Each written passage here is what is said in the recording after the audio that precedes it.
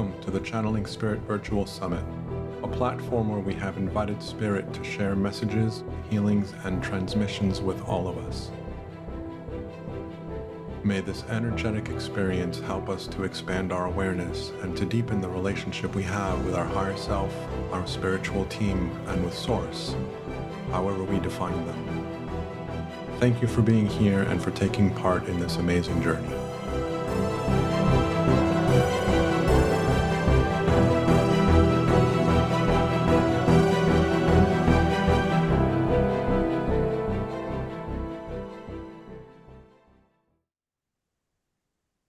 Hello and welcome back to the Channeling Spirit Virtual Summit. This is Daniel Martinez Stahl, episode 12, season 5. We are on the back end of the bookmark, or the book, what is it? Bookend. We're on the other end of the bookend of the season.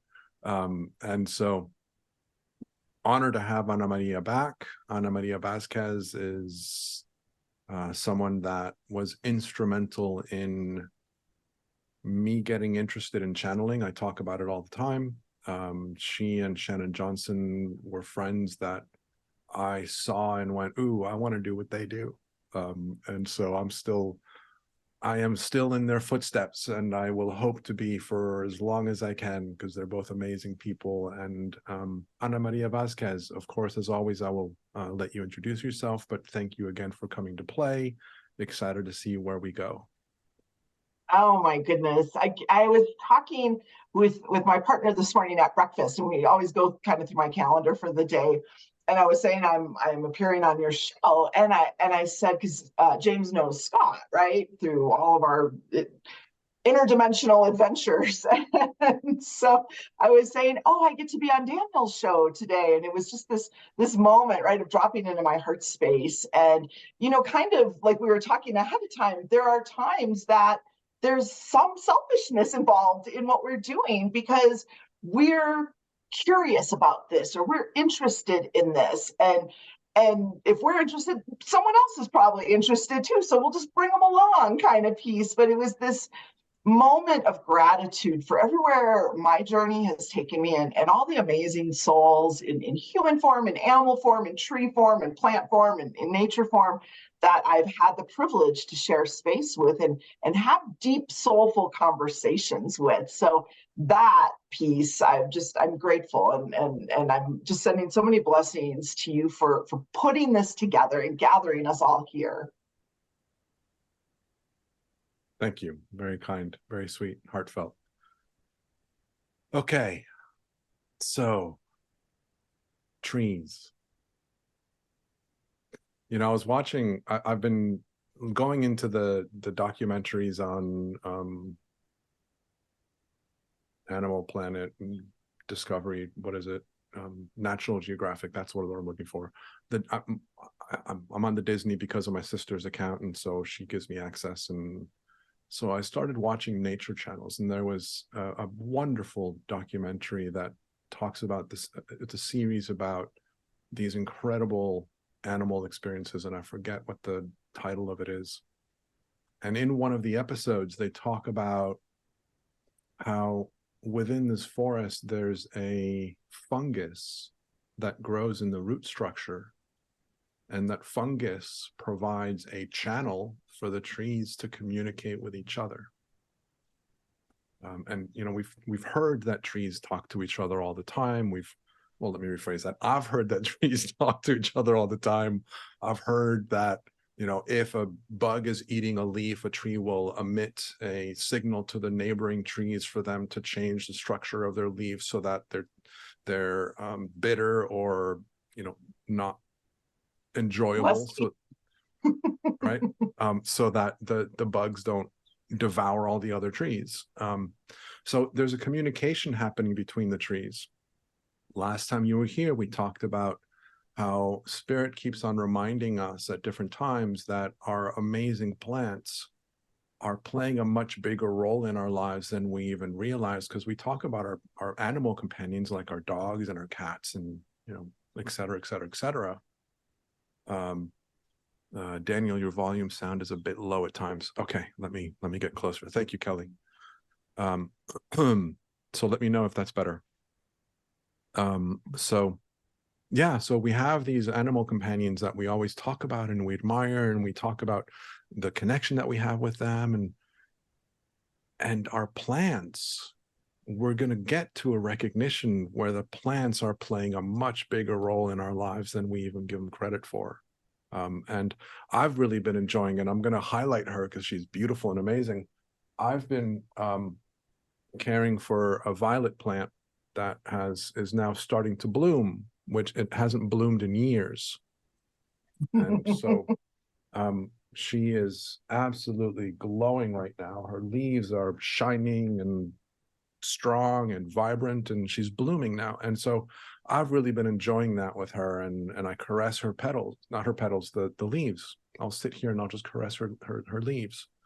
And I've got two other plants in the living room. One, they both are extenders, and one of them has extended so far that I've needed to buy a trestle, I think it's called, or whatever it is, so that I can kind of move her branches, her arms, so that they actually have places to go. She's enormous. And then the other one, which is the same plant, is actually in the dark. And so it's been fascinating seeing her lose her leaves. So we moved into this apartment over a year ago, and she didn't have long arms, but she had a tremendous amount of leaves.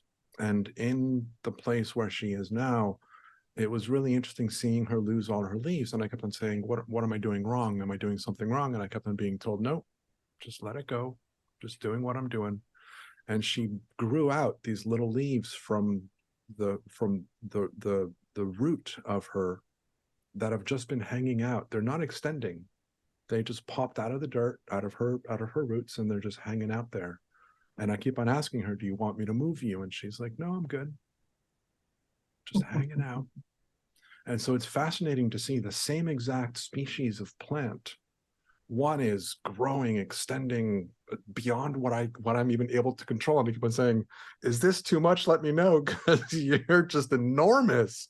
And the other one has minimized her growth to such a point where it doesn't appear like she's even growing, but she seems to be happy. She seems to be comfortable knowing that she is where she is, because I love seeing her when I go to the kitchen. And so she's accommodating my desires in the apartment that I'm in, where I don't really have another place for her. And I keep on saying, do you want me to find you a place, to make you a place? And I keep on getting this feeling of, no, I'm good where I am.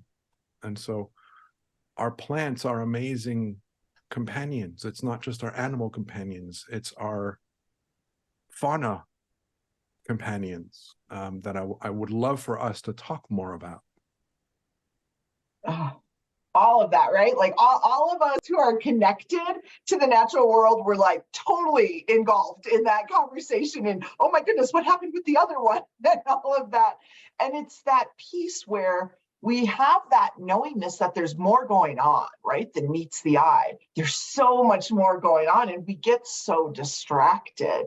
And for me, it's about daily, remembering to move nature, as in this case, the trees, from just a beautiful backdrop into, an active communication.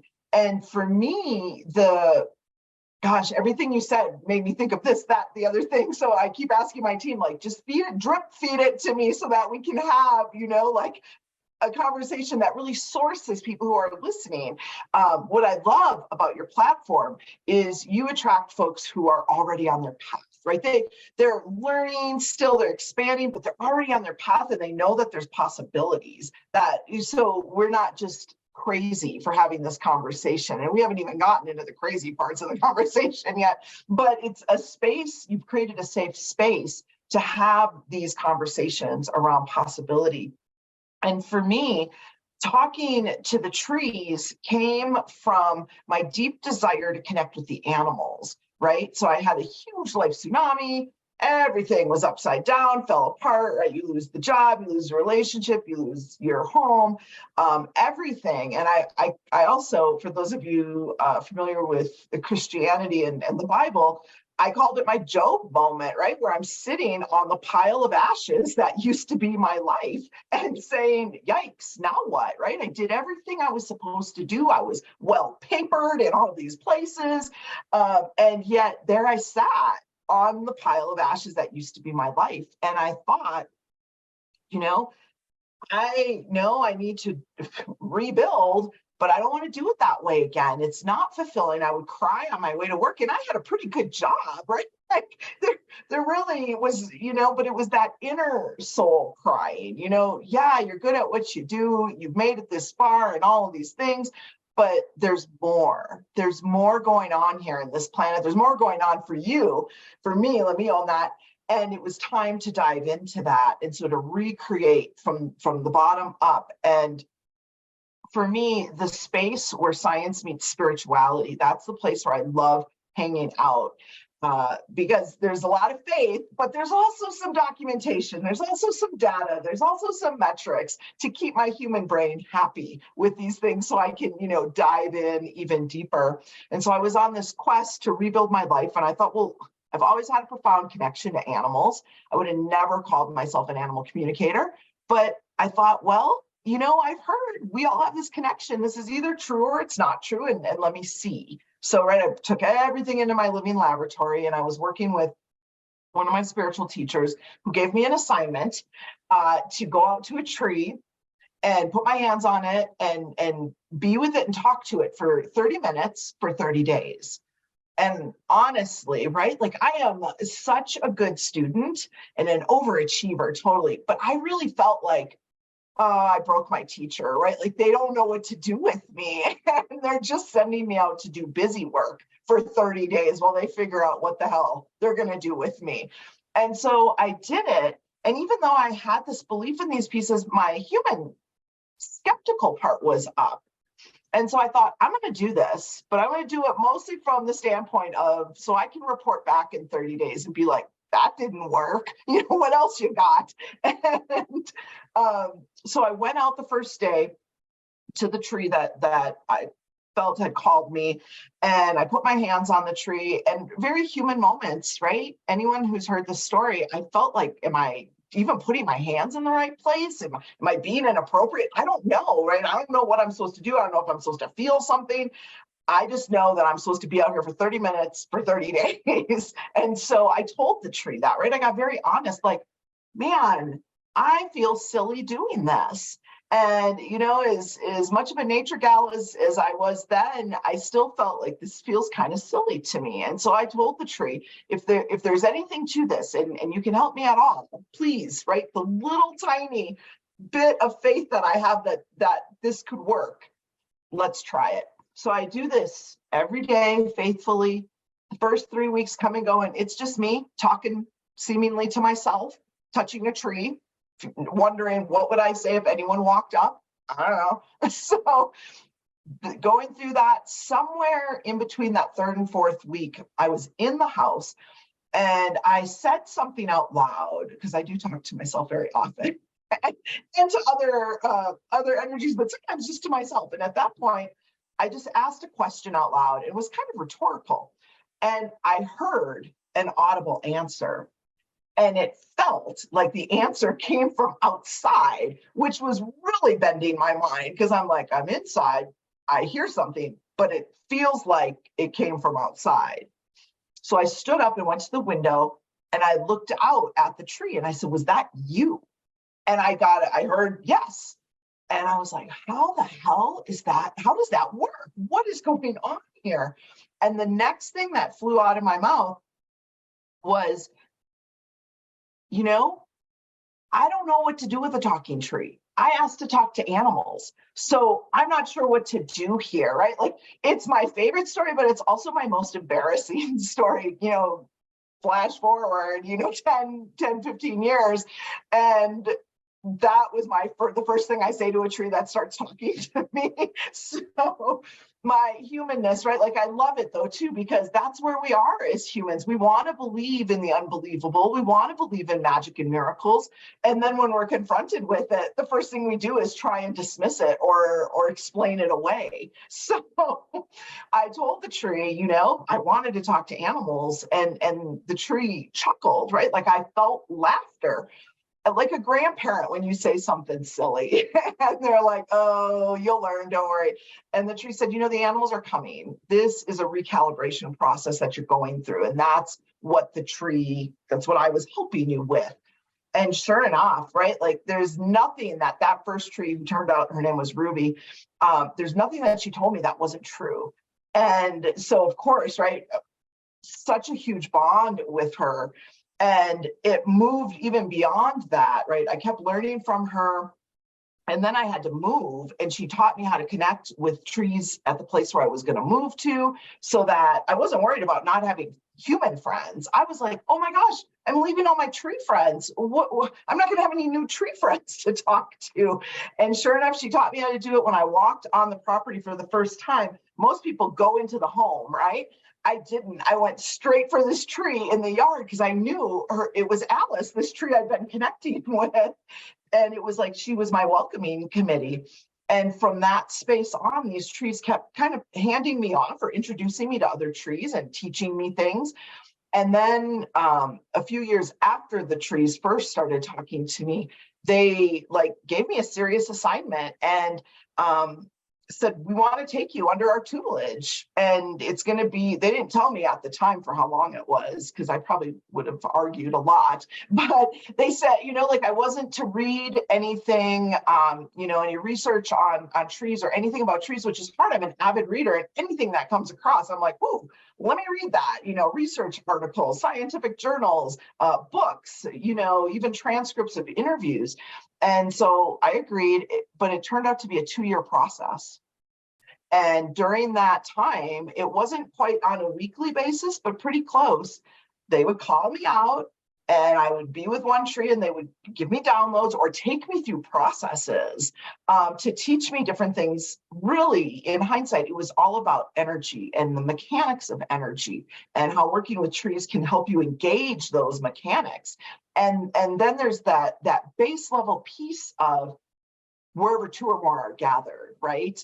And that's not just from the Christian Bible, that is like an ancient wisdom piece. And they didn't just mean other humans. They just didn't include a lot of things, right? Women weren't even included in those texts. So they definitely weren't going to talk about animals and trees. But when we connect with a tree, it is this amplifier, this antenna of life force energy, which we also are too. We just forget that all the time. But we're working with this other being, and we're able to interact in a way that amplifies and brings clarity and understanding. And the depth of the knowledge that the trees shared with me, I was blown away, first of all, right? Like humans, I feel like we don't deserve trees. They're so profound and phenomenal. And we're exactly like that Shel Silverstein book, The Giving Tree, right? Like the tree gives and gives and gives and gives. And at the end, all there is this stump, but it has fed us and kept us warm and housed us and all of these things. And yet the trees are so excited to connect with us. And it's because it's part of a bigger picture. When we begin to remember this, we begin to interact in this way, that understanding and that reminder of unity consciousness, right? Like we were even saying this before, there is no other. There is no tree if we really want to go down a rabbit hole. But the truth is, once we realize that we're all connected, we have a hard time even doing it with other humans in this embodiment, which blows my mind. Well, some of them do make it difficult, but we, you know, just our stereotypes, our prejudices, all of these pieces, these made up boundaries between us, it's no wonder we don't understand that we can connect with trees, that we can connect with animals, that we can connect with rocks and landscapes. But it's time for us to remember that in the intensity of the energy that we're all experiencing. My email right now, the box is full of people talking about the crisis of intensity of energy that they're up against, and knowing that it's trying to tell them something, they just can't quite get it right away. So we're being pushed, right, in a big way collectively. There's got to be another way to do this. And the trees are waiting patiently for us to go outside and remember, because when we remember that connection, we live our life very differently. We remember these connections in a whole different way. And it gives us the opportunity to remember ancient wisdom that applies to our life now, that allows us to create practical magic in everyday life. So I love trees, right? Like, they're my go-to when something happens in my life. You know, most people text their bestie or their partner or whatever. I like run out to the trees and then I'll get to everybody else. But I want to share it with them. I want to get their insights. I want to anchor it in, or, you know, put it out there, whatever it is. And they just always blow my mind. And as I hear other people's experiences too, you know, it's an untapped spiritual resource that we have, any of us have, whether we live in proximity to a tree or not. There's a comment here from David that I want to bring up, because as you and I talk about all the time, not all of us are hearing the voice of the tree in our head, and how do we know what they're saying? And so I'm going to talk about my experience, and then I'll let the expert talk about whatever she wants to share. I don't hear voices. I don't have conversations like you and I are having right now with my plants and with the bushes and with the birds that come by. I share my intention with them and they respond through my knowing, which is really difficult to identify for me. It's really subtle, takes a lot of listening on my part and a lot of fine tuning to try and figure it out. And I'm probably making the whole thing up, right? But I know that I'm not, but it feels that way because, God, it's so subtle and it's so, I can't even describe what I mean by it's so subtle, but to say that I feel like I'm making it up is an understatement. But I know in the heart of me that I'm not making it up, because there's a truth in what I am perceiving. For example, a couple days ago, literally 2 days ago, sorry, I'm being reminded, it was yesterday. I heard something in my head. My violet plant is reminding me. Yesterday, she said to me, I need water. And I was so busy yesterday, I heard that. Again, I say I heard it. I didn't hear it. I had the impression that I needed to water her. And I thought, oh, I'll get to it. Completely forgot. So today I sit down and I'm in conversation with whoever's speaking, and I get this nudge. I need to water her. And instead of saying, oh yeah, I'll water her again because I need to go get my cup of water because I like giving her a cup of water, and I just said I better do it now. So I took my water glass and I poured water out of my water glass because I knew that I'm so busy and absent-minded right now that I might forget later. And so I don't hear voices. I don't hear conversations. I get these nudges that I'm learning to identify as, oh, those are my plants that are trying to get my attention with a message. My stones I talk about all the time. I've got maybe, they've grown. My collection of stones have grown. I just collected a few more. I have maybe, gosh, I want to say maybe 30 or 40 different stones in front of me on my desk. Within the conversation, I'm drawn to pick up one and I just hold it. And then I put it down, and then my attention goes to another one and I pick it up. I don't know why. I genuinely don't. I had this feeling just before the call started when I looked at them and they said, nope, we're all here. You don't need to pick us up individually right now. And I could feel their collective message of, we're all working with you and you don't need to pick us up individually. Now, whether or not that's going to continue or whatever, I don't know, but it was a feeling that I got. Now, was it true? Am I making it up? I doubt that I'm making it up, but it feels like I am. So hopefully that's helpful, David. Trust in what you're hearing, even if you hear more, even if you hear just one word, that's amazing. I mean, that's more than I do. That's more than I do. And so trust in that, feel into that, allow yourself to expand on that, ask questions. Can you show me more? You know, Nick, I thank you for showing me what you've shown me. I would love to communicate with you more actively. Can you show me more? I say that with my animal friends and my plant friends, and they say, it's coming. And I'm like, yeah. I keep on hearing that, but it's coming.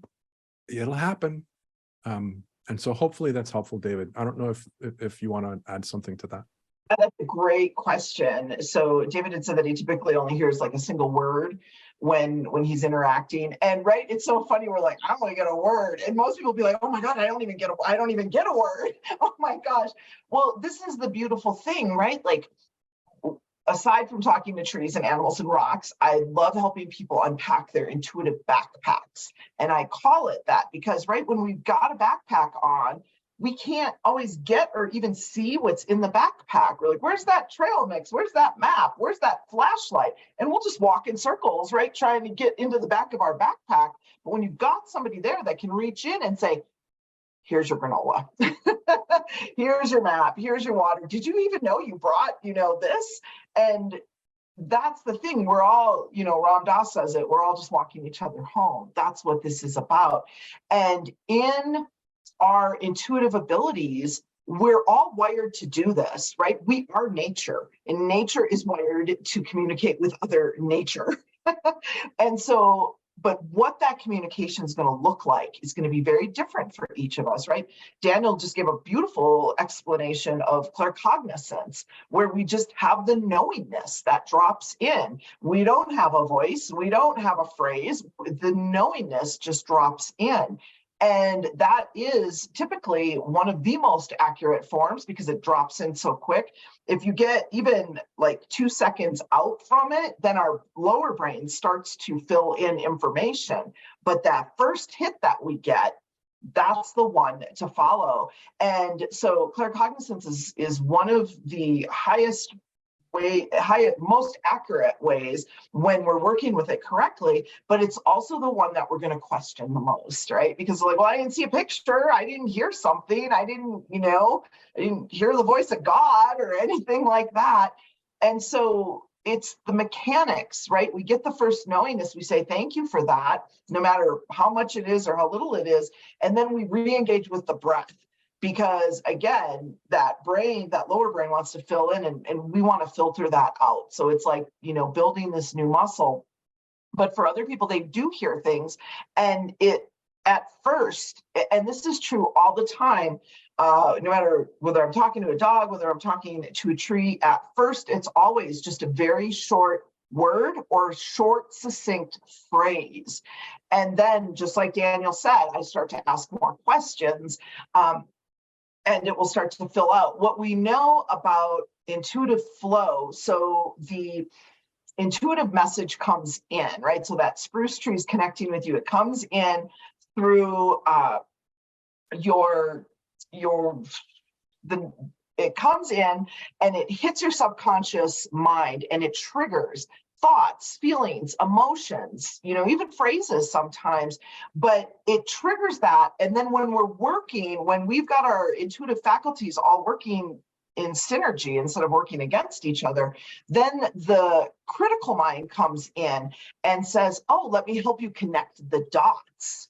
And, oh, this means this means that. But what normally happens for most folks is the intuitive message comes in, hits the subconscious mind, and the critical mind freaks the hell out and is like, who are you? What are you talking about? Where'd you get that? Cite your source, show me your paperwork.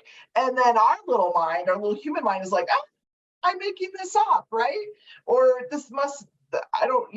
I must be crazy. And honestly, right, that was my first concern, because I had been through such a huge life tsunami. I thought maybe I was losing my mind. And so I actually made a note like, okay, you have a lot of connections to really good mental health resources and professionals. let's just lean in and see what else is going here. But no, we can check this out at any time. So for each person, we have to see which way is our predominant way that we're wired. You know, maybe we're going to see something in our mind's eye or in the physical. As I developed my abilities, I will see things. It's almost like, it reminds me of Star Wars when R2-D2 is playing the projection of Princess Leia's recording, and you see it, right? But you can tell it's like an overlay. And that will happen to me, where I will see things as like a 3D overlay is what I call it. So each person has to feel into, you know, what is the way you can develop any of the channels. It's just, they're just muscles, really. But what's your predominant way? And you start to lean into that. And the more you lean into that, the more that comes through, the stronger that muscle goes. So now, right, like things come through. I do it so much, so often, it comes through really quick. And I can fill in the pieces from just the few little words. And the litmus that I always use is this love or fear? Because anything coming from spirit will never be from fear. It will never have those lower vibrations. It's always going to be a high vibration of love. It's never going to have you put yourself down or somebody else down. It's certainly not going to have you harm somebody else. So just starting with the litmus of love or fear is a good place. And then we want to look at, right, like we've been taught to doubt ourselves. And so when you're working with a tree or a plant, to really go into that space of, I'm going to doubt my doubt in this container, right? Like when I get out of this container, I can question, I can doubt, but right here, because I don't want to miss it, right? As soon as we go into the judgment or a conclusion, it stops the flow of energy. And we don't want that. We want that energy to keep flowing. So even if we don't understand it, to say, thank you, yes, please, can I have some more, right? And let that keep coming through. And the more we do it, the more we find out our own unique way of flowing, right? It's no longer about this copycat, cookie cutter way of doing it. It's about each of us uncovering and leaning into our own uniqueness, which for a lot of us might feel like our weirdness, right? And we've been trying to contort ourselves so we're not so weird, when we're really being asked to lean into that, because that's where it flows. That's where it flows so easy. And so often the feedback that I get from folks who work with me is, I was already doing it. I had so many blocks. I had so many preconceived ideas, because it only never looks like you expect it to look, right? Like there I was, open to, you know, the universe and manifesting, and, you know, I don't know what I thought it was going to look like, but I didn't think it was going to look like, I'm going to talk to dogs by talking to this tree, right? Like that did not compute in my little human brain, but here we are. I love that. I love that. And I forgot to say, I love your story of when you were awakening for the first time to connect with the tree. I've heard that a couple times. Makes me laugh every time. Such a wonderful story. So I know that there's a hand up. I am going to get to you, but let me just kind of share a couple comments that are in the chat. So there's a comment here that says, oh, ancient trees with loving leaves. They're changing leaves, shimmering in sun and moonlight, always. That's beautiful. I wanted to share that with everybody. David says, I don't hear per se either, but a sense of knowing or a word just comes into my head. The other day, as soon as I touched her boughs, my heart leapt. And I'm paraphrasing a little bit. Sorry, I read it differently. Anyway, sorry, David. I grasped and tears came immediately. That day, the word love appeared in my mind, black background, white script text that was pulsating. What a wonderful experience. I'm jealous of you, David. What a wonderful experience. That's beautiful. There's a question from Ty, I believe it's, but I'll get to that in a second. And there's another comment that says, sometimes the trees sing, I can hear them make music, and it's so beautiful.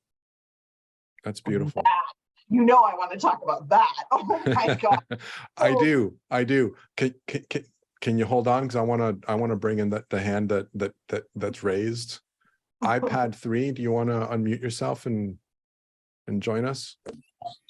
Hello, is it me? Yeah. Hi. I've joined in a little bit late, so I hope I'm not off subject or anything, but we're talking two trees, or you're reading trees today, is that correct?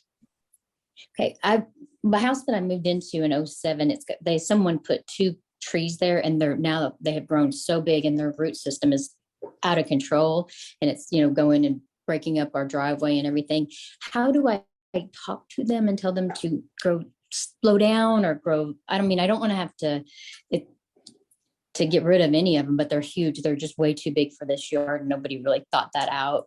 So is there something that I can do other than?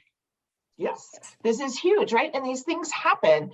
Everything is a messenger for us, right? Like when you go to my courses, they're all called, something as messengers, animals as messengers, trees as messengers, rocks as messengers, because everything is looking to teach us, to remind us, to help us remember. And when we're first of all, I want to send love out to all the trees that were misplanted in places, right? Like there's all these neighborhoods all over the country, all over the world that had trees that, again, they needed much more space than what was going to happen with sewer systems and ways and all of these things. So much love to the trees. But what we know is this piece about, hold on a second. I was going to say one thing, and this happens often. They'll start to correct me because they know where I'm going already. And they're like, that. It's kind of this other piece. So as I'm listening in, there's this piece again about this out of controlness of the roots, right? Kind of what's under the ground, which you can't see. So this is a huge call to you for quieting your mind, right? Sure. And really be right, because I can feel it in my brain too. And the trees are like, yeah, you got some of that going on too. Okay. That go out us every time. But in love, so the first thing I would suggest is to spend time with those two trees, right? As long as you're in their auric field, which is under their drip line. So, if you're under their, up by their trunks, you're going to be fine. And just be in there and let them know, yeah, there's 3D stuff we got to talk about, but I get that there's energetic stuff as well. Okay. And so this piece about how do you coexist in all the frenetic stuff that's going on, not just in your head, right? Like in the world, it's a crazy friggin' place right now.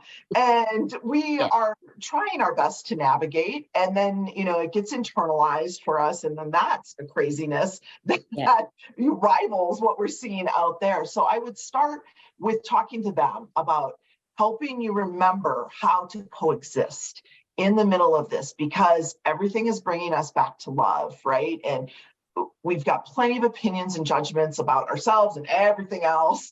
And yet what they're saying is just connect in there. And I would spend like a week doing that before you get to business, right? Okay. And then you can start to show them, like visualize, right? Like all of this is telepathic communication. Sure. And so I also talk out loud because I'm just, that's how I work. I process like that. Yeah. And I hear myself, and then I know what I've said or haven't said and what needs more activation or whatever. But to visualize it, what's happening and what it's causing, and like even show them, like they can go lower down or in another direction, give them some options, showing them that. And then, also we can't just do, the energetic part of telling them without sticking with the awareness of what they were trying to show us, because they won't let up until they get it. No.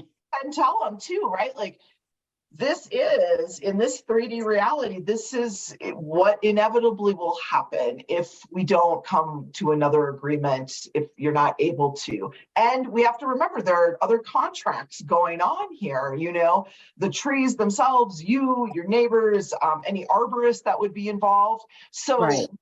Let go of attachment too, right? Because in my mind, I want to bippity boppity boo, talk to the tree, and all of a sudden, the book go the other way. And can that happen? Absolutely. Yes. What we know is oftentimes, again, these things. So earnestly with that and work together for new possibilities. Okay. I didn't think about them trying to tell me something, so that's definitely it. I was missing that beat, so that's a good thing to do. Okay. And bippity boppity boo is what I would like, but I will slow down and work with it. So thank you so much. Thank you.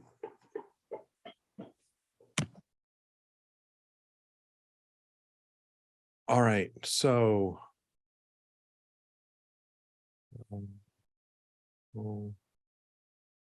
Luana, you're asking me a question. I'm not sure what you're referring to. I'm sorry. Can you give me a little bit more information?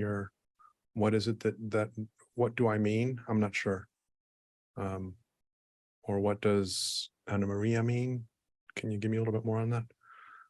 So the next comment that I wanted to kind of play with, I'd like to go back to the beginning of our chat, because Beth says, I have a terrible signal, but wanted to please get a tree reading and also ask Anna Maria about some trees. 2 very large that will be cut down for more buildings at one place I teach. Have been telling them and apologizing. Will listen on replay mostly since we'll lose signal. So question for you, are you in a good place for us to start kind of addressing some of these requests from people? Because I know that there's a lot of things that the trees want to share with us, and there's some things that you would like to share with us. And I know how quickly we can go down the rabbit hole of answering questions and then lose time. So I would love to get to everything and everybody, but where do you feel is a good place for us to go next? Well, I know that the trees will bring through the divine right pieces, right? And a lot of times that is through the little readings, because exactly what needs to come up comes up. So we can even bounce back and forth. I just want to make sure we talk about the music of the trees at some point, because that is just other level, and it's the leading edge of plant consciousness and tree consciousness. Promise I'll get back to that. Okay, so Beth, she has 2 trees in the place that she works that are going to get cut down. She's apologizing. Anything that you can share to help her with that situation? Great. And it kind of plays off of the first question we took, right? Because there's a possibility, one of infinite possibilities that could happen is those trees are going to be removed. So Beth, I adore you. I know Beth.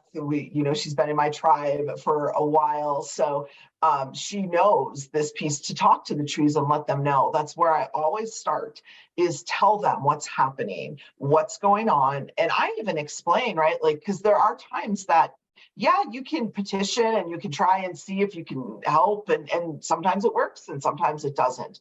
So then what? So looking at this, then what, we talk to the trees and I explain to them, right? Like I explain, I show them pictures. I explain you might feel a vibration, and I explain to the surrounding trees too. This is what's going on, and let them know they're not coming for all of you. There are certain trees, and this is the reason. And I'm blown away, like to the point of tears, at how understanding trees are, because my human is not as understanding about it. She has a real serious opinion about cutting down living trees, right? Especially in today's environment where they are our lungs. Why would you do that? But there's bigger pictures going on, right? There's bigger pieces taking place. There's bigger contracts involved. And so we have to deal with what we have in front of us. So, the one thing that I'm getting for you, Beth, again, because you're so well versed and well steeped in working with this energy, is to do a little ceremony so that you can bless and honor the trees. You've already apologized. It's asking for the forgiveness. Not even just, it's not about because you're bad or because these people are bad. It's because of the unconsciousness. It's not about a sin. It's about, are we being mindful? Are we not being mindful? And when a lot of these decisions, unfortunately, are made from a level of unconsciousness. And so asking, for that consciousness to come into the minds of the people making these decisions, even knowing that may or may not turn the tide. But for you, what I've got is, I'm just listening because, right, I wanted to jump in one way and they're like, got it. Okay, so they're showing me the trunk of one of the trees, and the trunk always has to do with healing, because oftentimes, right, the different medicines we've had have been when you pull back the bark and you get it, like aspirin and salicylic acid comes from within that white willow bark.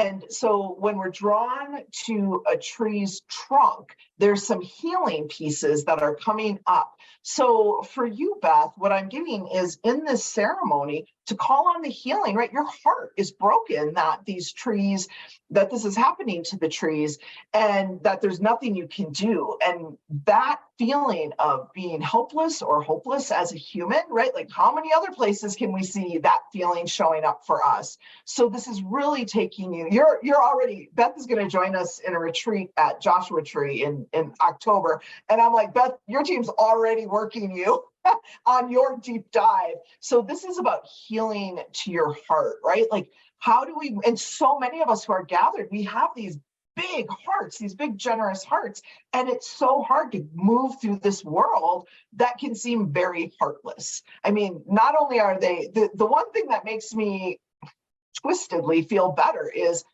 they're doing it to the trees, they're doing it to the animals, but they do it to other humans too, right? Like they don't have a consciousness about treating other humans with dignity and respect, let alone themselves, right? Hurt people, or hurt trees or hurt animals.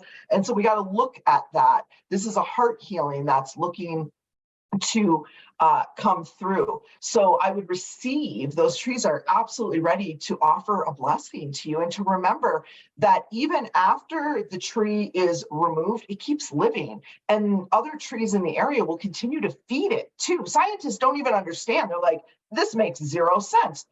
And they do these tracking tests where they can see which way the nutrients are going. And it's not just, for the longest time, they thought these old stumps were just feeding everybody else, right? Like depleting everything. No, it's going both ways. The other trees in the area are feeding these stumps because every individual matters. And it makes a difference for them being there or not being there. And even if they're just there under the surface and their underground network, it's still a part of that biodiversity in that ecosystem. So for you, Beth, this is one of those divine, it may not feel like it, but you're in the divine right place at the divine right time, and to bring in this healing. And if you can find out what type of trees they are, that's going to take it even deeper for you in terms of the healing that's looking to come through for you. Because, you know, just like with everything, there's a general, like trees in general have certain characteristics that we look at. But when we look at a specific tree, we can dive even deeper into their particular energy. So I look forward to hearing what kind of trees those are, Beth. There's something that I want to add to this, which may feel and seem a little out of place, but I keep on getting the niggles to say it. And I'm like, no, it's not the right place. And it comes again and again and again and again. So I'm just going to say it. Take it with a grain of salt. I was having a conversation the other day with somebody that feels like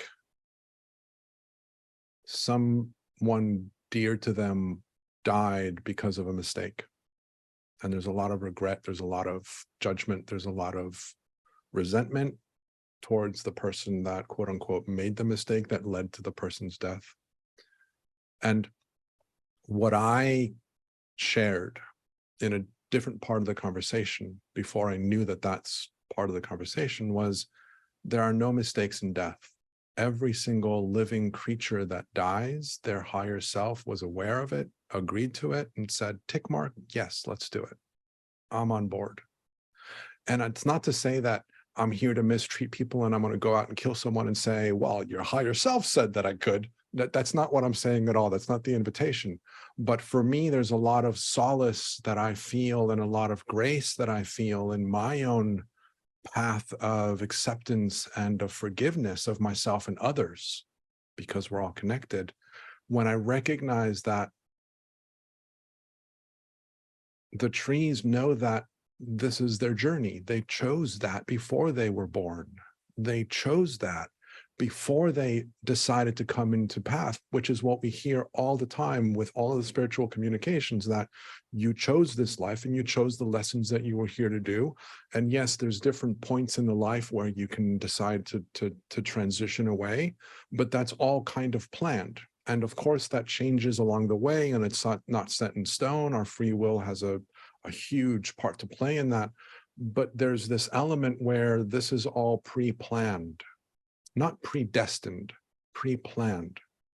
And so that helps me a lot when I'm speaking with trees or animals where their termination has happened mistakenly or planned, where I acknowledge the truth of their being. They are God. They are the energy that creates all things just as you are. And they are well aware of the life that they chose to live for the lessons that they are here to teach others and themselves. And it is well beyond my little tiny human understanding of what that is. And that helps me a lot to find that sense of ease and of comfort, even in the face of things that I vehemently disagree with and vehemently oppose. So I just wanted to kind of bring that up. That is, again, so perfect. First of all, I love how you're leaning into your own listening, right? That's how we do it. And that exact piece that you're saying, I've heard from all of them, but the animals were the first ones to tell it to me, right? Because we get really bent out of shape on our own. And of course, right, all of us, we want the best. I mean, me, I'm ridiculous. I'm animal crazy, right? And we want the best for them. But what they have explained to me is that they knew everything that you just said. They knew that there were a myriad of outcomes. And one of them was this, right? Transitioning what seems to everyone else as early or under unjust circumstances or any of this, but they come back and say it's all part of the plan. It's all part of the awakening. It's all, and really, right? Because we're like, well, what the hell is that going to teach me, right? I'm just heartbroken. Like, what am I going to get? Well, here's the thing. How are you going to return to love? How are you going to return to your center in the face of injustice, in the face of these things that feel wrong, in the face of all of that? Now, right, you may be spurred into inspired action, but there's also this piece about acceptance and detachment and understanding there's more going on than meets the eye. And sometimes these things happen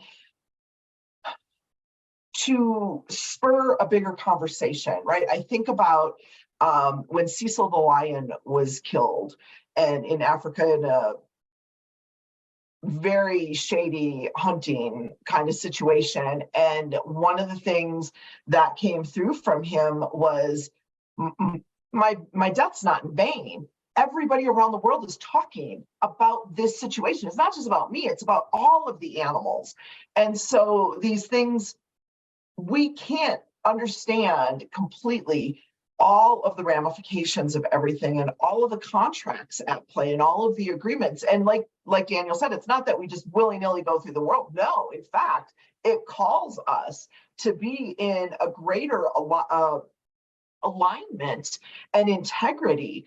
And we can move through our life with more consciousness, and we can create our own space, right? Like and I go back to science, right? There's the double slit experiment that shows us that light could be both a wave and a particle at the same time. But one of the lesser talked about experiments is when they had two different observers watching at the same time, and they each saw something different from the same event, right? Like, mind blown. That tells me you over there can create whatever experience you want. I'm going to create this one that is in alignment. And I will tell you, my last few years as the global unfoldings are taking place look very different than most people's lives. It wasn't the chaos and fear and isolation that a lot of people experienced globally.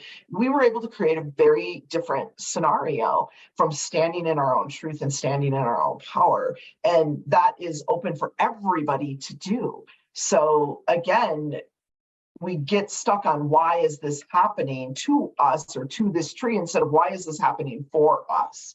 And when we're in those places, when there's nothing we can do, it doesn't mean that you just stay passive, right? Like, always work with the energy first and then be in divine inspired action, whether that's, legal pieces or politics or legislation or whatever it may be, or just covenants in your own neighborhood.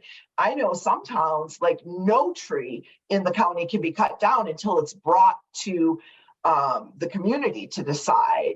And then there's other places that everyone just does the hell whatever they want. So we've got places, we've got space to move and grow and learn and begin to live much more intentional in our lives and on this land. So there's a lot of questions that are coming in. I appreciate the questions that you guys have, and I would like to get to as many of them as we can. So let's quickly talk about singing trees, and then if we can go through quicker answers on the Yes. the questions that exist. You guys know I'm going to run late. I'm sorry. It's going to be a long call. Not only because afterwards I'm going to have my closing ceremony, but this, I mean, we're already an hour into this and we're just getting started. And I know that there's a lot that you guys want to ask. There's already someone that has a hand up. I want to honor that. So we are going to run late. I'm also going to ask you guys to, keep your questions shorter and allow this to move freely and openly for all of us. And we will do our best to accommodate everybody. Okay, so let me back up because I keep on going back to this. Before we talk about the singing trees, last night hugging my big old oak tree. Interesting. This is going to lead into the singing trees. Really excited to hear what they're going to say. Last night hugging my big old oak tree, I asked for him or her to send healing to a loved one over 1,000 miles away. Is this a big ask? Maybe, but I don't think so. I felt my request was being honored. Can you speak to that? Yeah, that's brilliant. Well, first of all, we know there's been serious research done on the power of prayer, which is essentially a positive intention towards someone or something. And they found, right, that people who had prayer during a medical procedure had better outcomes than those who didn't. And then there's even further research and other videos that people I'm sure have seen of instantaneous prayer being applied and healing happening. So we know, first of all, that there is a power to our intention. In fact, as humans, intention is our superpower, and we put it down, we dismiss it all the time. And you were inherently and intuitively doing something. You were connecting with that tree, which is another being that has life force energy flowing through it. And you were sending out that positive energy, intention, that signal about healing. That was not only helpful, but crazy helpful, right? Like you were so spot on with that. And the oak tree, right, is all about wisdom. And so you leaning into that wisdom, and I would tell you, keep doing that and keep leaning in even more, because I'm hearing that you get a lot of nudges that you kind of just blow off, right? Like we think we're crazy, we think it's silly, whatever, but lean into them, because that is how we strengthen these connections. So I think that the person who you were sending that to is so blessed to have you connected in such a deep way and sending those intentions. So absolutely keep it up and even amp it up some more. In my Trees as Messengers course, we go into much more detail on all of these topics. But that would be a place to go if anyone's resonating with what we're talking about and want to learn more of the mechanics and exercises and techniques that you can use. Because you're right, we're going to keep going and then we're going to... So I'll very quickly add, reach out to whatever energies you feel drawn to, have it be angelic, have it be natural, have it be religious, like saints and gods, goddesses, whatever you relate to, Mother Earth, Native American mythology, Aboriginal mythology, Mayan mythology, whatever you connect to, reach out to that and ask for assistance in whatever feels appropriate.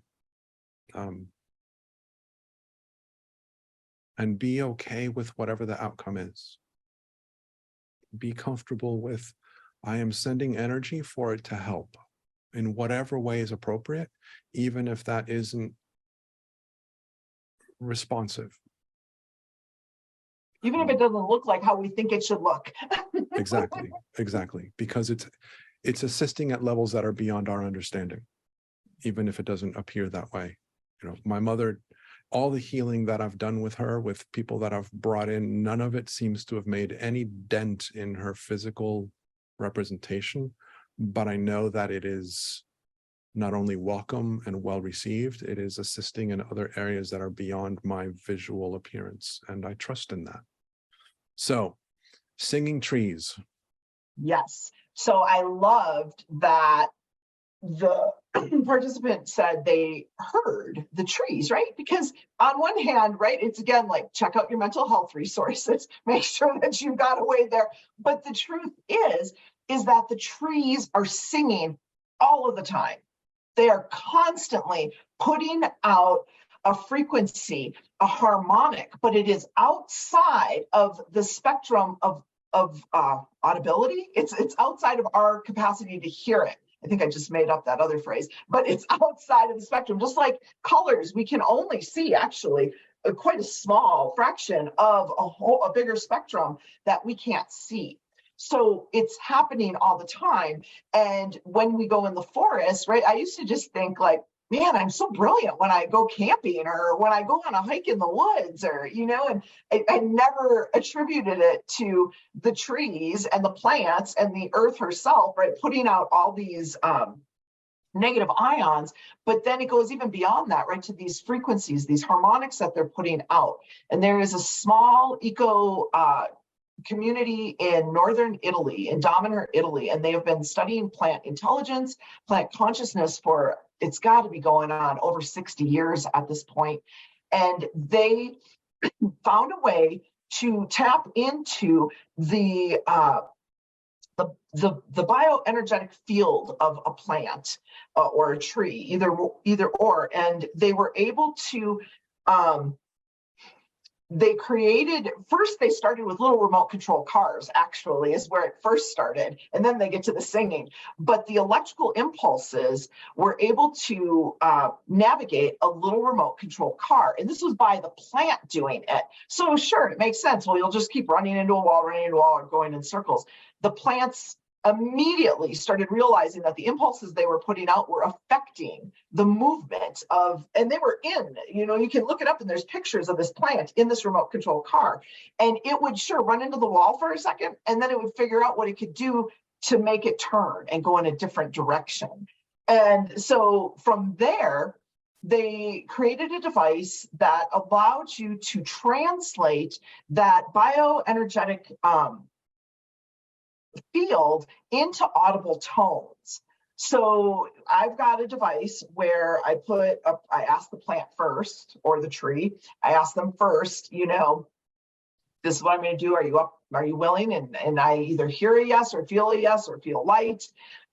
And I take the probe and put it down by the roots. And then there's a clip that goes on one of the leaves or the needles, something to that effect, and it will come through and translate it into musical tones that we can hear, which is phenomenal on its own. So we're hearing what the plant is doing all the time anyway. And you can hear a difference, right? Like now they're amping up. The songs are getting louder and more. There's more to it. And, you know, a few months ago in the middle of winter, I don't even do it anymore, first of all, because it's cold, but they're so slow and they have slowed down so much that it's really hard to get the song to come through. But what we know and what I've seen personally is, again, and the researchers explained it, that at first, the plants aren't aware. They know that they're doing something and then they hear these tones, but very quickly they figure out that what they're doing is creating the tones. And so they learn not just one note at a time, but they can pull multiple notes at a time and play them. And some plants, just like, right, I am not a singer. but I have lots of friends that are singers. And so just like that, some plants are performers and some aren't performers. And I went actually to a conference just outside of Paris, where all of these musicians were working with plant songs with these machines and creating things. And I've seen a vocalist do a range of notes and then a plant mimic it note for note. Instant mind blown. The connection is phenomenal. What they can do. They also did tests, right? Like, to me, that blows the lid off of plant consciousness right there. But even from the standpoint, again, of some research, in a hospital in northern Italy, they took some patients and exposed them to the plant music, and it was just regular old house plant. Again, I'm not saying anything bad or putting down house plants, but they were regular plants. They weren't necessarily medicinal plants. And they found that the patients who were exposed to the plant music were released from the hospital on average 3 days sooner than the people who didn't get the plant music.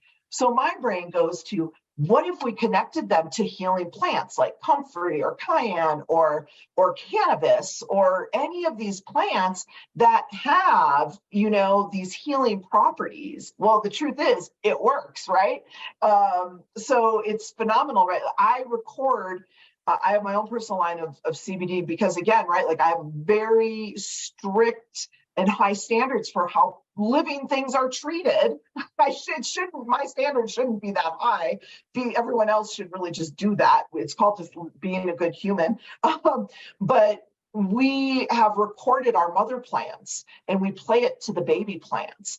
And then we also, when people purchase the CBD, they get the recording to help activate the CBD when they're using it for themselves or their animals. So there's so much more waiting for us to remember, to wake up to involve harmonic healing in our life, and to shift from doing things to trees and plants to being in collaboration with them.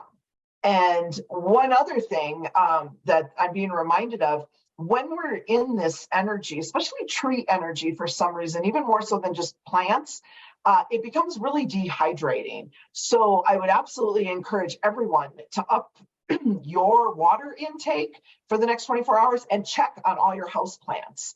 That was one thing that happened to me when I first started I do a bigger tree private session with people. And in the middle of one of those, my house plants started talking to me.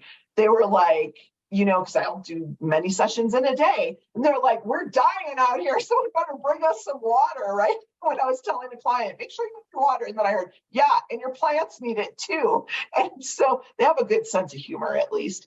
But we forget about that this has real 3D consequences, these conversations that we're having. So I just want to give a shout out to all the house plants that might need an extra sip of water or two here in the next 24 hours.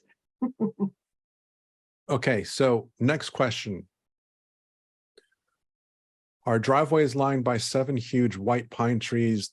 The third tree in the row has woodpecker holes in the lower part of the trunk and some bark missing. If it falls, it could cause a lot of damage.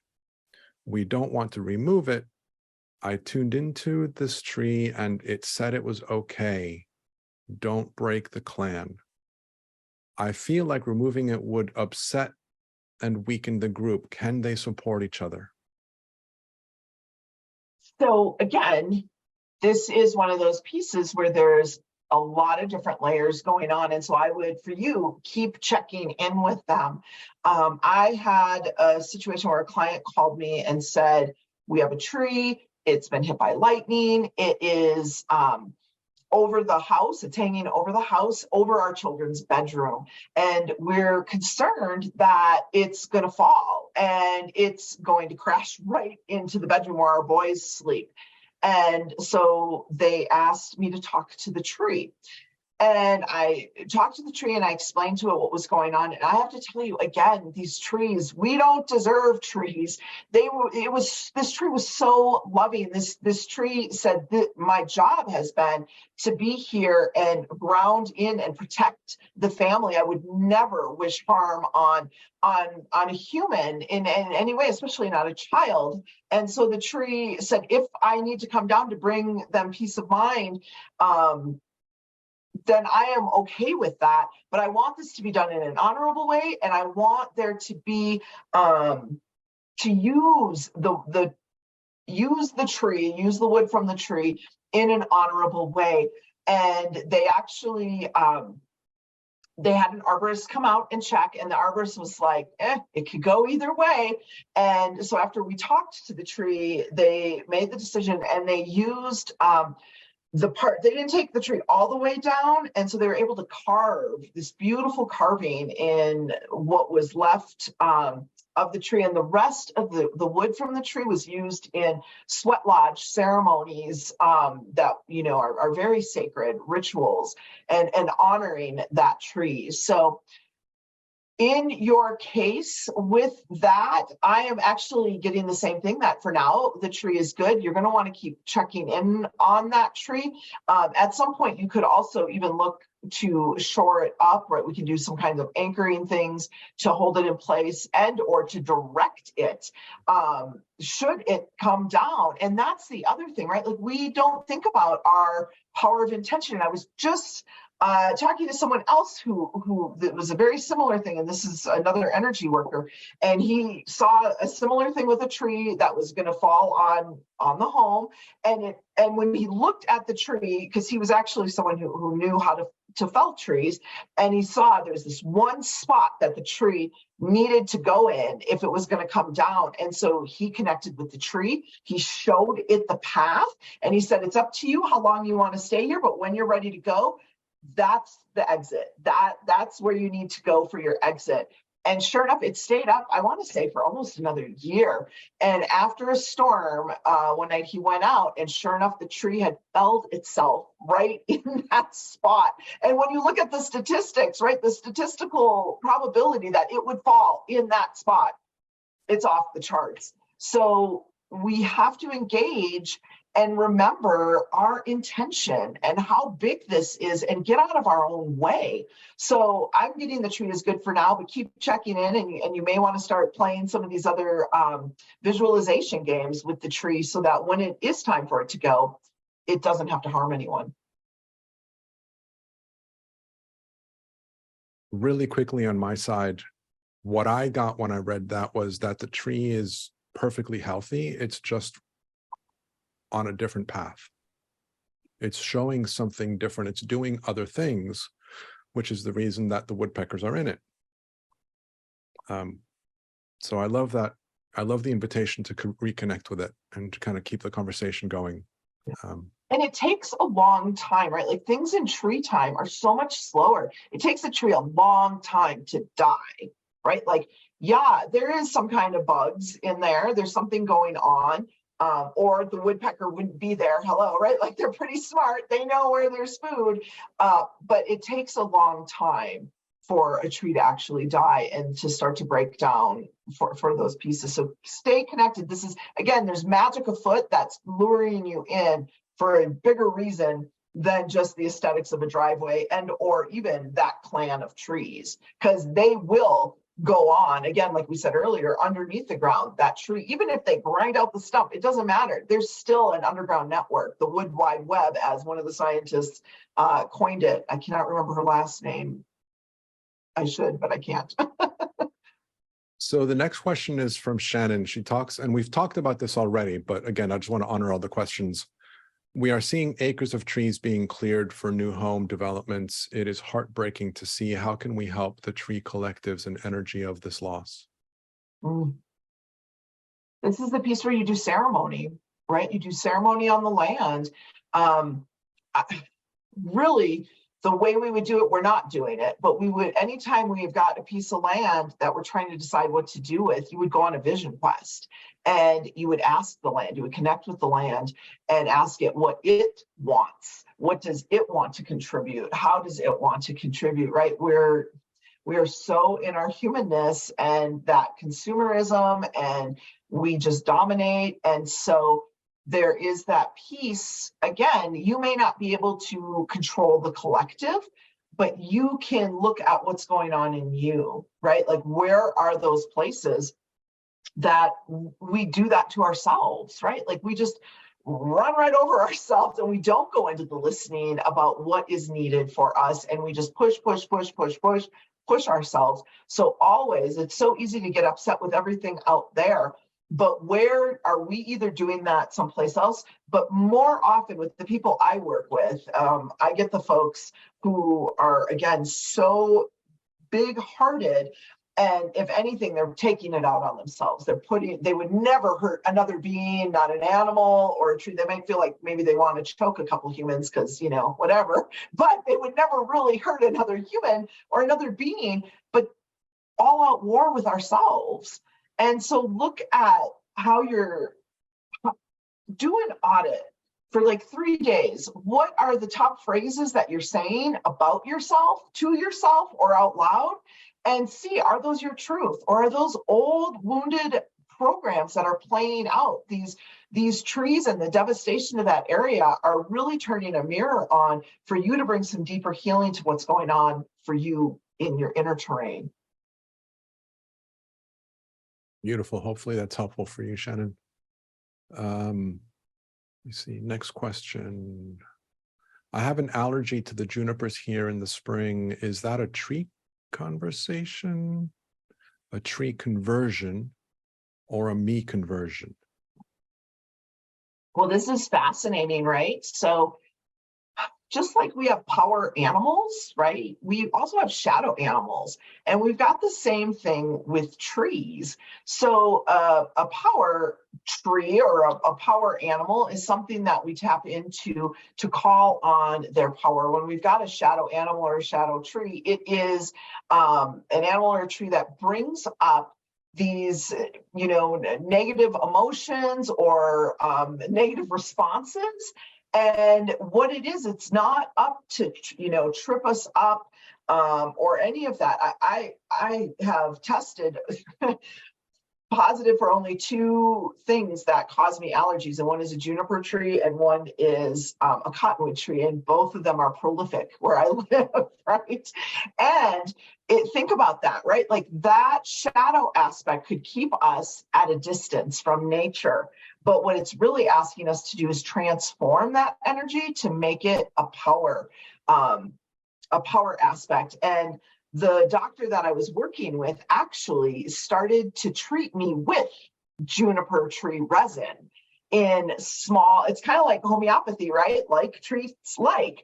And so I had to go through a series of working with very diluted doses all the way up to a more concentrated dose over, you know, a couple seasons to neutralize that with me. Now, what I know is, yeah, that's absolutely something you can do and work with homeopathy, those pieces to help bring that in. But also, juniper is a tree that, again, ancient wisdom, oftentimes it's included as spot markers for different portals of different energy vortexes or vortices going on. And so for you, this feels more of a spiritual piece, going in and really being willing to stand in your power. And I feel like this juniper tree, along with its juniper berries, are here to help you lean into that. So ask the tree, what do I need to know, right? What is it that I need to know about these allergies? Because what happens is the body, it just goes into it, right? It's like, oh my gosh, invaders. And we get the eye stuff, the sneezing, the throat, all of it, right? And it's miserable. And that experience pulls us out of the now, right? Because we're in the suffering. So talk to the tree. I wouldn't recommend at first, right? Like go sit under a juniper tree. That's not going to be ideal for you, but to connect energetically, another tree, any tree can serve as proxy for another tree that you're looking to connect with. So I would start there, because I feel like it's a little bit of both, right? It's a little bit of A and it's a little bit of B, and it's coming together in the perfect storm to wake you up to your next up leveling in your expansion. So hopefully that's helpful, Cheryl. Next question is, there's a disease sweeping through that is killing off the ash trees in the East Coast. Sorry, my chat just popped upwards. Is there a deeper meaning or spiritual reason for this? Well, when we look at, disease of any sort that's affecting trees, it's those outside influences, right, that are taking over, that are overwhelming that particular being or that species. And it's interesting that's happening on the East Coast, and ash trees have a correlation with life. They all have a correlation with life force energy, of course, but ash in particular, about breath, right? And so think about the pace of life on the East Coast. Think about the concentration of people, right? So many people, and we're all energetic sponges. We're in everybody's field all of the time. And so this epidemic happening here, think about how often we're, as humans, aren't in our deep breath, right? And when we do that deep breath, it not only nourishes our brain, right? When we're holding our breath, when we go and we hold our breath, we actually lose IQ points. We don't need that as a society. We all need to be having deep, full, complete breath cycles. Also, when we take those deep breaths and we couple them with our conscious intent, that activates that heart coherence. How many people are activating their heart coherence? Not enough of them. And so I feel as if the trees are showing, right, these outside pressures, these outside forces are causing this what's the amplification of this death, really. And so for humans, if we want to speed to the finish line and self-destruct, well, then we should just keep on doing what we're doing. If we want to do something else, we're going to slow down. We're going to take that advice of the trees, slow down, engage with that life force energy of, as breath, and really anchor that in as a way to move through our life. And we know, right, these tree diseases, they're on the climb all over the place.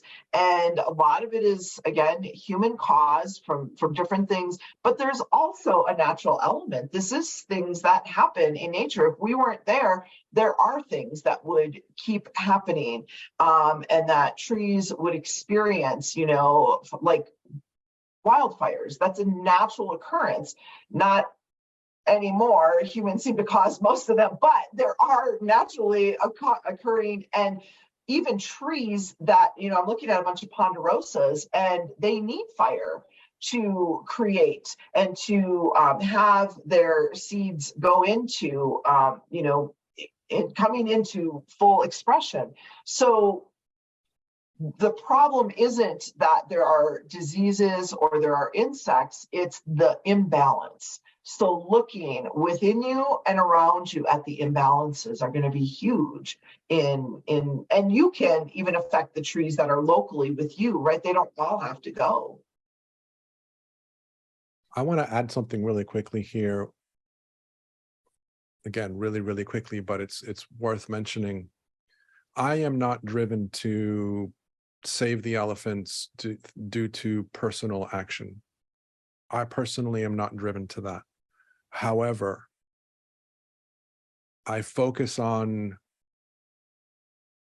living in a world where there is equality and balance and love between all of the species. That thought helps as much, arguably, if not more, than the physical action of a few. So if more of us had that vision, the physical action of the few would be that much more powerful, and it would inspire those that are driven to take action, physical action, to wake up and say, oh my God, this is too much. I can't take this anymore. I'm going to take action. I know that's not me, but I can support that with my thoughts, with my energy, with my intention, focusing, giving love, sending love, creating the vision of the world that I want to live in. Focusing on that has a huge impact. And so with the trees, again, recognizing that there might be a natural balance to this, and that this is part of a natural representation of the world. But if there is an imbalance, inviting a natural balance to come into place and really focusing on the love of the situation as opposed to the disaster of it and the hardship of it and the, oh my God, humans suck, because we do, but we don't, because there's enough of us that are aware of the fact that we don't suck, and that we're opening up and awakening to the fact that we can actually change this world with our energy, with us expanding our awareness. We change this world. And so I want to always starts by looking within. You can't change the darkness outside till you change the darkness inside. It's really important, because like I say, anyway, enough said. I know that we're going to go late. I told you guys already this. There's only a couple more questions that have been asked, and whoever had their hand up, I'm sorry that you put it down. I don't see you. I apologize. Luana just mentions that she hears different types of trees singing different songs and that they harmonize. Thank you. I really like that you say that they harmonize. So Casey asks, so interesting about the plants. I have 2 aloe vera plants that are not thriving, but one is worse since the passing of my longtime partner. I had to throw some of it away. That totally died. Maybe I'm overwatering it. I don't water enough, or was it the grief energy? Anyway, how can I help her heal and thrive? I have apologized to her, done ho'oponopono. I don't know what that is, but sent her love, etc. Many thanks. Yeah, that's a great question. And I love that you did the ho'oponopono, because it's just that forgiveness prayer. It's the Hawaiian forgiveness prayer. This absolutely, as I'm feeling in there, that grief energy, right? And it's, again, you bless your heart. You're like, oh my goodness, what can I do for you? And this plant is, again, pointing it back to you.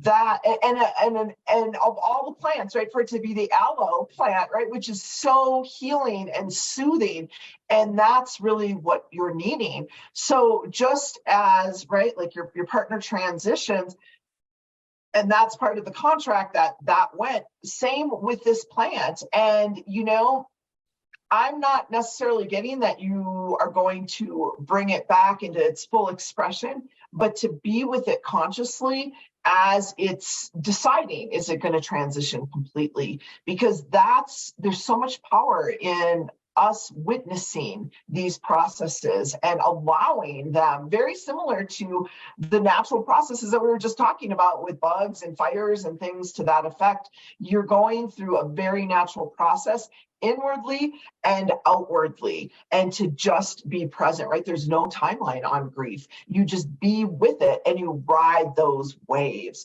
So this feels very connected to that. Your knowingness around that is huge, and allow in that healing. Anytime we've got a transition of an animal or a tree or a plant, what we have an opportunity to do is to experience a transition in that energy for ourselves. So it used to be, oh, if this plant, tree, animal it died or is dying, that it's a bad omen. That's a misunderstanding of the mechanics of energy. It's actually about a transition. So in an aloe plant, it's known for its healing abilities, in its soothing abilities, right? We think about burns right away. And so for you to claim and be experiencing this transition in healing energy for you, right? This goes back to what we've been talking about the whole time. Healing it doesn't always look like what we think it's going to look like. Sometimes healing means returning back to source, so to the infinite. And it doesn't look like, miraculous bippity boppity boo, here we are back in full. So being with this process of transition and how your partner's transition is sourcing you in shifting in your own healing. And even as a healer, that energy comes through really strong for you. So I would be leaning into that and your knowingness about yourself as a healer. Beautiful. Hopefully that's helpful, Casey. Next is a comment from Camille saying that she smells the CBD oil from you suddenly, and it's been occurring a few times. I love that. And I so much love to you, Camille, first of all, and other folks, you know, again, I know the science behind the CBD, and I know that it's supposed to take, 30 minutes for it to activate.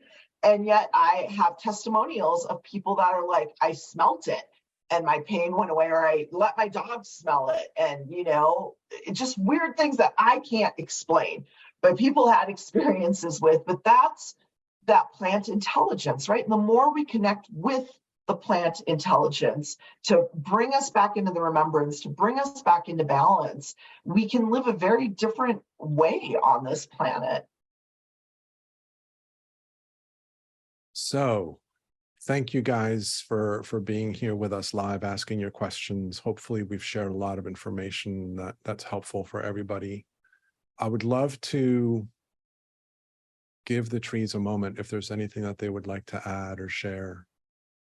Yeah, absolutely. I'm so glad you said that, because I just started getting something. So we're definitely playing energetic ping pong here. So let me just feel in. I actually am feeling as if one of the trees is going to come through and share some pieces. So if everyone will just breathe, be in your heart space.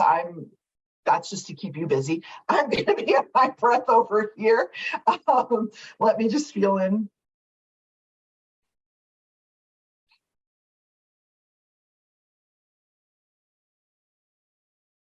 Ooh, so I've got the pinyon pine coming through, and the pinyon pine has a real interesting dynamic with a particular bird, which is the pinyon jay, and they've got this symbiotic relationship.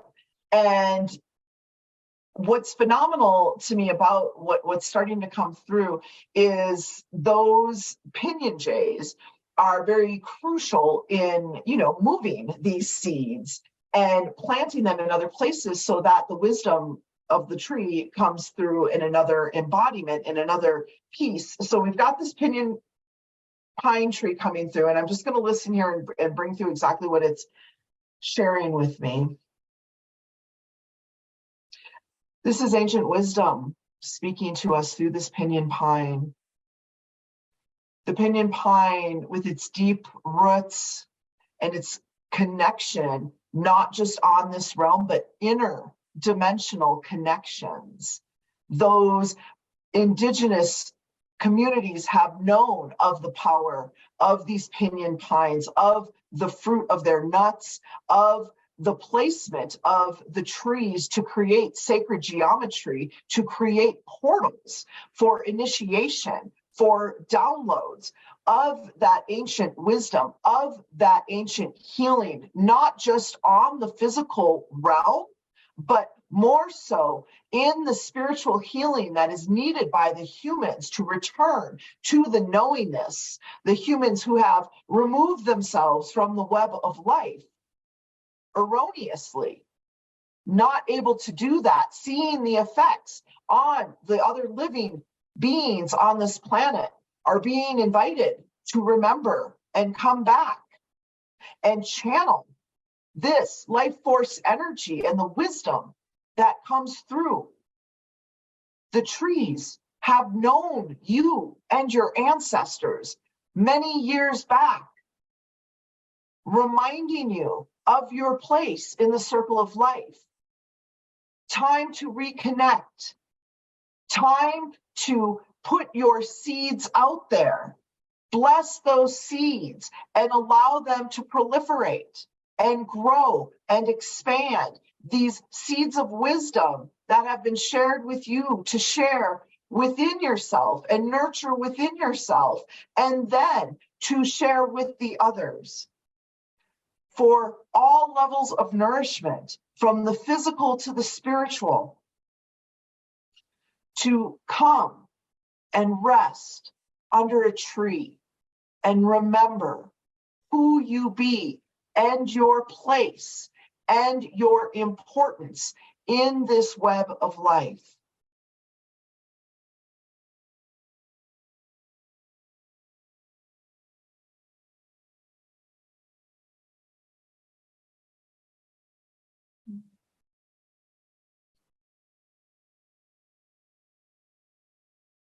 You okay? The other piece, thank you, Pinyon Tree.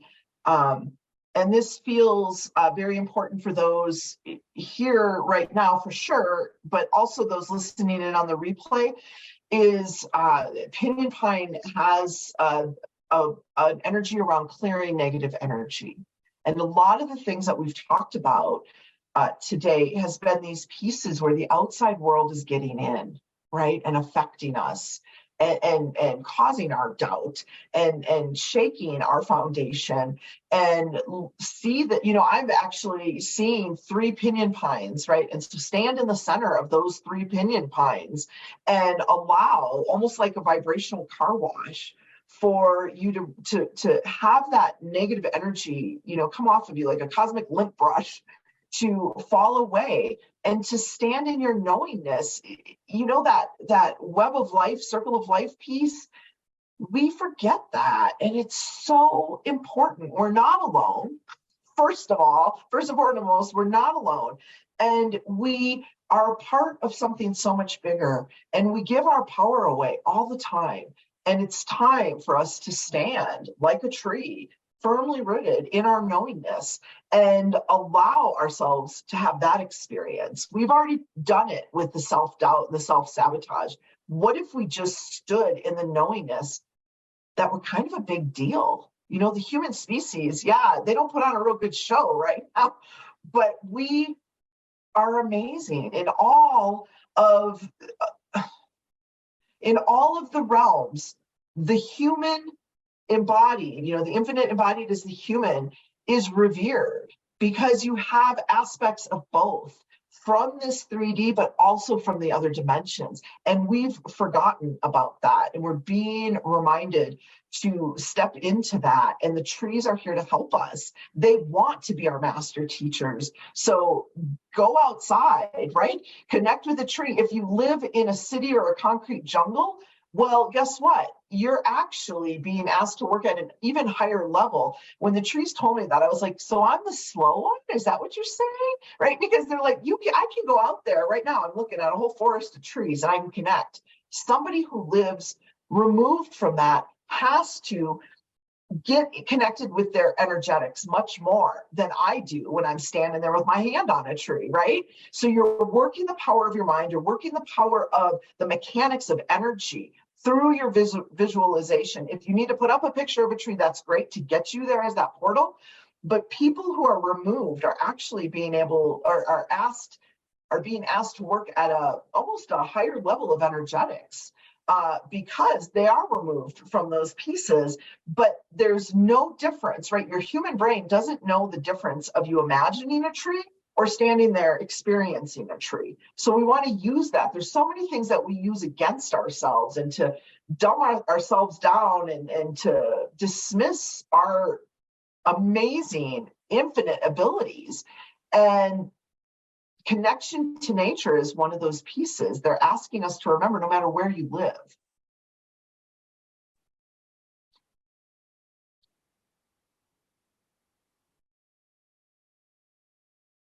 So if you resonate with Anna Maria and her work, and you want to learn more about what she does, or you want to work with her directly, either in courses or one-on-one work, you can reach out to her, intentiontraining.com.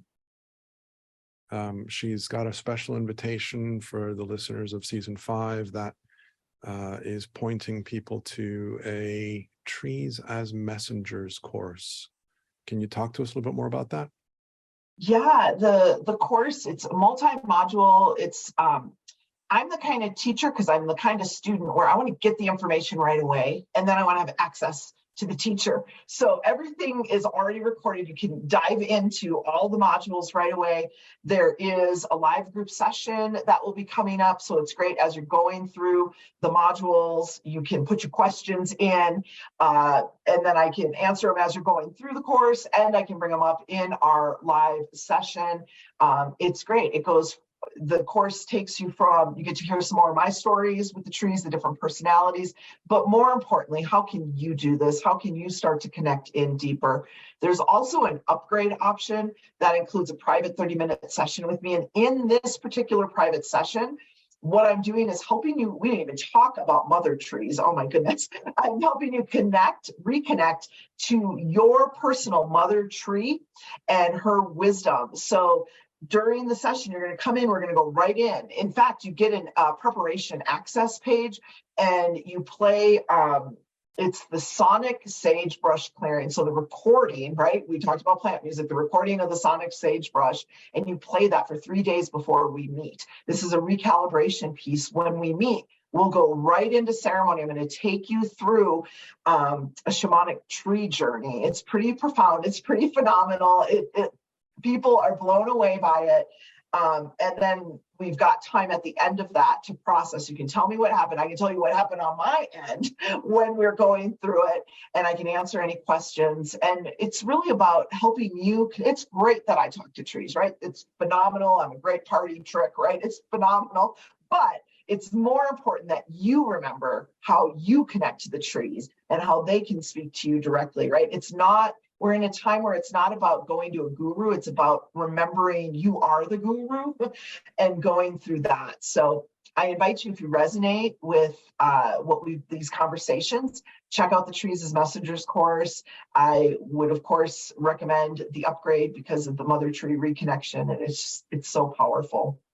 So beautiful. Thank you. And again, if you resonate with her, please reach out. I cannot speak highly enough of how amazing she is. She knows that I feel that way about her. And so I will also invite you all that are listening, if you resonate with the way that I interpret life and communicate life, and you want to be a member of my weekly membership, we get together and have these conversations. I know I've said this to people that have heard this, but I am being prompted to be more vocal about this.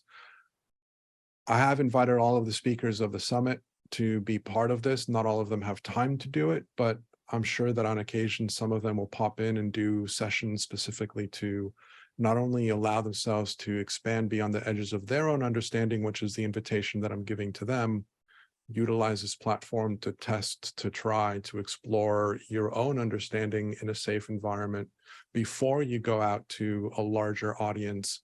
And so there's going to be interaction at some point between the speakers of this summit with this community. So check it out. The link is in the website under play. You can also go to csvs.cc/play, and that'll take you to a very brief description with a link to connect. So just so you know, I am going to end the recording of the session, just 5-minute break for everybody, and then I'm going to come back to this same recording. It's the same link. We don't need to go anywhere else. I'm just going to stop the recording, but the connection will be live.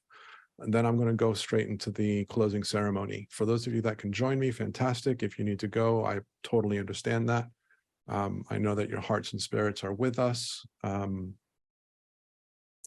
website, yes, Peg. Anna's website is intentiontraining.com. Let me post this here for those that are live. Oh, that's the wrong person. Sorry, logistics. And let me HTTPS. Okay, so you can click the link. The link is active, so you can go to our website directly. I would recommend you connect through the invitation link as well, and take a look at the informational page about the Trees as Messengers course. So thank you very much, Ana Maria. always an honor and a pleasure to chat with you and play with you, and looking forward to our next conversation, wherever and whenever that might be. And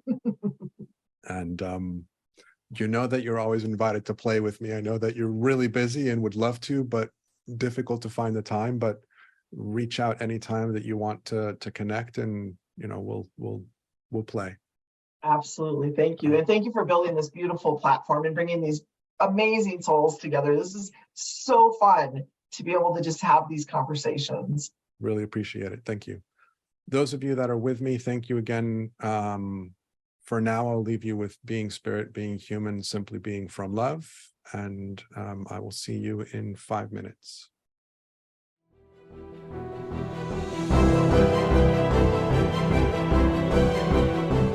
Thank you for being part of this incredible experience. We hope that this session has inspired a new level of understanding within you, allowing you to expand more easily into the essence of your true self and become an even more powerful alchemist in your own life. We invite you to listen to the session again and again in order to go deeper each time and expand even more, have it be via the replays or the unlimited access package. If you have enjoyed being part of this event, we invite you to tell your friends so that they can join us in the future. We are grateful that you are here, and we thank you for co-creating this experience with us. Until next time, we leave you with being spirit, being human, and simply being from love.